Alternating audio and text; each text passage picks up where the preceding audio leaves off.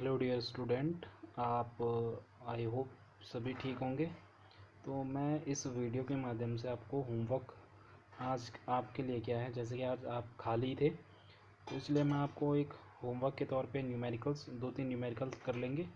These are very simple and आपकी practice भी लगातार बनी रहेगी। जिसको हम कर चुके हैं, हम जो चीज़ हम पढ़ चुके हैं उसी बेस पे ये सारे के सारे न्यूमेरिकल्स हैं।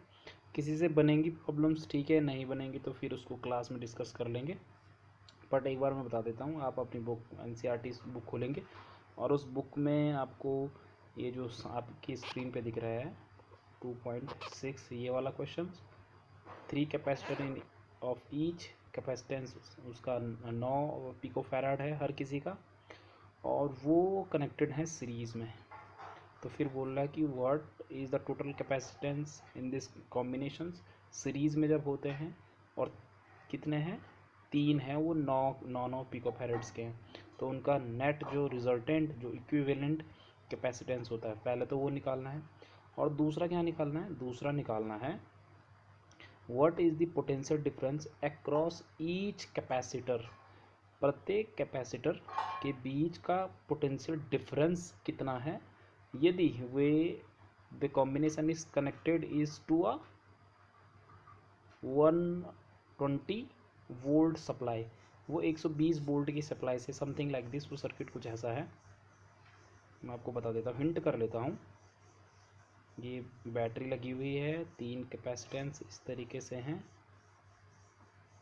और प्रत्येक की कैपेसिटेंस जो है वो 9 पिकोफैरड है। ये भी 9 का होगा, ये भी 9 का, ये भी 9 का। तो पहले तो आप इक्विवेलेंट पोटेंशियल वो निकाल देंगे कैपेसिटेंस, और उसके बाद क्या निकालना है, इन प्रत्येक इसके करस्पॉन्डिंग कितना पोटेंशियल डिफरेंस है। तो वो पोटेंशियल डिफरेंस निकालने के लिए आपको पहले इसका कैपेसिटेंस आपको C पता है, इसका क्योंकि दिए हुए हैं, आपको पहले सर्किट में कुल कितना चार्ज फ्लो हो रहा है वो कैलकुलेट करना। और चार्ज कैलकुलेट करने के लिए आपको क्या चाहिए होगा, क्योंकि आपको पता है Q इज इक्वल टू होता है CV। तो यहाँ से C तो आप नेट रिजल्टेंट C निकाल दोगे, इक्विवेलेंट V भी आपको पद दिया है इन दिस क्वेश्चन, V दिया है कितना, 120 वोल्ट। तो यहाँ से Q निकल जाएगा। तो Q जैसे आप फाइंड कर लोगे तो प्रत्येक कैपेसिटेंस के लिए V आप उस अगेन इसी फॉर्मूले से निकालोगे, करस्पॉन्डिंग कैपेसिटेंस के अक्रॉस कितना उसमें पोटेंशियल डिफरेंस होगा दिस। तो ये दूसरा, और दूसरा क्वेश्चन सिमिलरली ऐसा ही है, जो 2.7 वाला जो क्वेश्चन है वो है 3 कैपेसिटर इन, ये 3 ये हैं, एक 2 पिकोफैराड का है, एक 3 पिकोफैराड, एक 4 पिकोफैराड।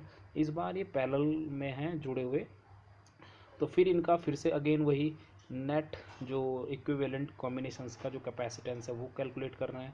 फार्मूला 1/, जब ये पैरेलल होते हैं तो सीधे जैसे C1 + C2 + C3 इस तरीके से, और जब ये सीरीज़ में होते हैं तो फॉर्मूला आपको पता है उसका, इक्विवेलेंट रेजिस्टेंस का फॉर्मूला क्या होता है। और सिमिलरली ऐसे निकालना है। इस बार वो बोल रहा है कि दूसरा निकालना है, determine the charge of each capacitor in the combination in is connected to 100 volt supply. इस बार प्रत्येक जो कैपेसिटर है उसमें चार्ज निकालना, चार्ज की वैल्यू निकालनी है, ठीक है। तो बड़ी सिंपल सी क्वेश्चन है, आप इन प्रॉब्लम को सॉल्व कीजिए। और उसके बाद जो 2.8 है, इस क्वेश्चन को भी करना, ये हम कर चुके हैं इन जनरल। इसमें कुछ क्या चीज़ गिवन है एक बार मैं पढ़ लेता हूँ।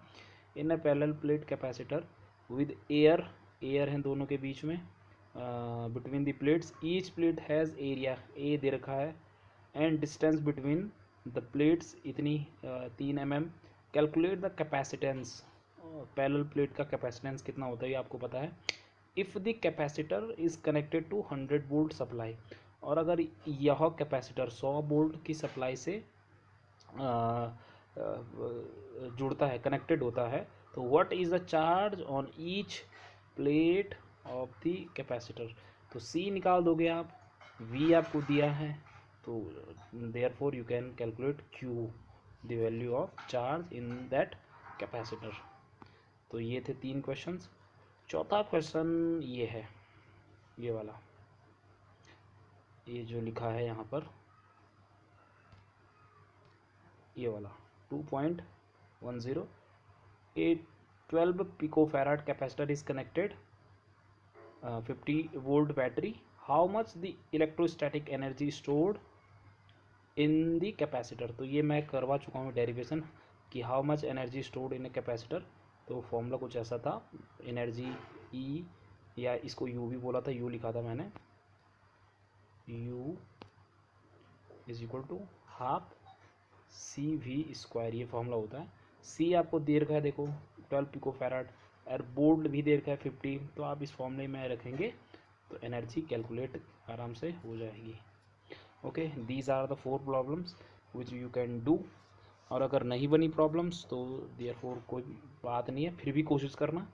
एक बार मैंने हिंट तो वैसे कर दिया है आपको किस तरीके से प्रॉब्लम को सॉल्व करना है, और नहीं बनेगी तो फिर हम कल क्लास में डिस्कस करेंगे। और एक बात और, कल हम क्लास में एक नया टॉपिक्स करेंगे जो कि इस चैप्टर का लास्ट और एंडिंग टॉपिक होगा, विच इज़ डाइलेक्ट्रिक एंड पोलराइजेशंस। तो एक बार आप अपने एंड से बुक में दे रखे हैं उन चीज़ों को एक बार खुद से पढ़ने की कोशिश कीजिए। ठीक है, नाउ थैंक यू।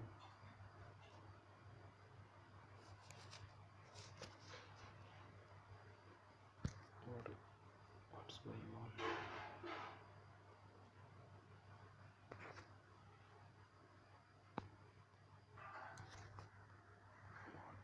Is